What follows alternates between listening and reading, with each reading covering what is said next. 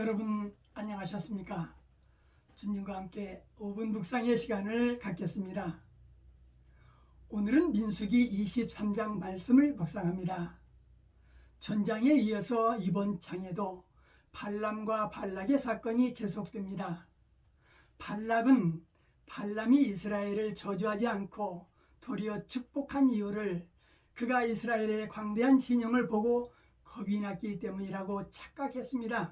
그래서 발락은 2번이나 장소를 바꿔가면서 발람을 회유했지만 하지만 장소를 바뀔 때마다 발람이 또다시 이스라엘을 축복하므로 이 역시 숲으로 돌아가고 말았습니다. 그 당시 발락은 발람을 선지자로 생각하고 있었음을 본장에서 느낄 수 있습니다. 그가 축복하면 복을 받고 그가 저주하면 화가 비친다고 생각했기에 사신을 보내 발람을 부셔오고 성대한 환영잔치까지 베풀었던 것입니다. 그러나 발람이 이스라엘을 저주하기보다는 축복하며 야곱의 티끌을 뉘등히 계산하며 이스라엘의 4분의 1을 뉘등히 계수할까, 나는 의인의 죽음같이 죽기를 원하며 나의 종말이 그와 같기를 바란다 라고 말하자 발락은 발람에게 제발 원수를 저주해달라고 말하며 장소를 옮겨가며 그를 소빈들로 인도하며 이스라엘 백성을 향한 저주를 유도했지만 그곳에서도 발람은 발락에게 하나님은 인생이 아니시니 시건치 않으시고 인자가 아니시니 후회가 없으시다.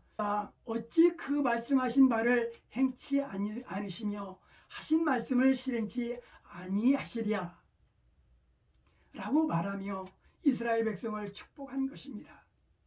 화가 난 발락이 발람에게 그들에게 저주도 축복도 하지 말라고 말하고 다시 한번 광야가 내려다보이는 보울산 꼭대기에 그를 세우고 그들을 저주해달라고 간청한 것입니다. 발람이 입술을 열어 이스라엘 백성을 저주하지 못하게 하신 일과 나귀의 입술을 열어 발람과 대화를 하게 하시는 여호와 하나님의 전능하심을 어찌 발락의 좁은 소견으로 헤아릴 수 있단 말입니까? 만사를 주장하시는 분이 곧 하나님이신 것입니다.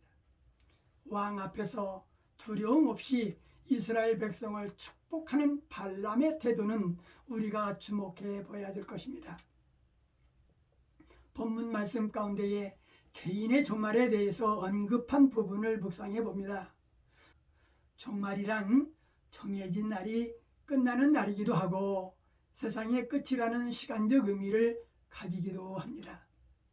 종말이라는 것은 죽음을 의미하는 것입니다. 개인의 종말은 그 시와 때는 아무도 모르는,